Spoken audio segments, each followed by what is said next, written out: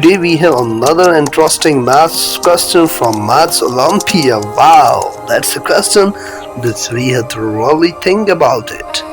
Can you solve it? Pause the video and try it. First we will starting from the power of 2. So the power of 2, 18 will convert it into 2 times 9. Now 1 can be written as 1 square, so it will no effect on it.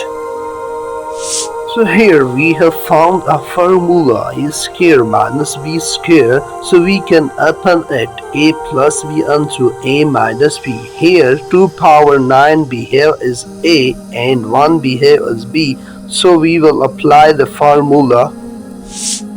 Now we know that 2 power 9 is equal 512, so we will write it here. Here we see that 512 plus 1 into 512 minus 1. So 512 plus 1 will become 513 and 512 minus 1 will become 511.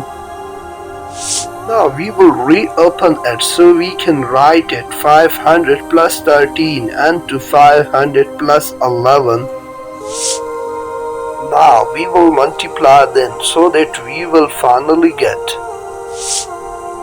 Now finally we will add them and we will get our final answer. So that it's look very easy but not so simple. That's why I try to solve it. I hope you will enjoy the video. Thanks for watching.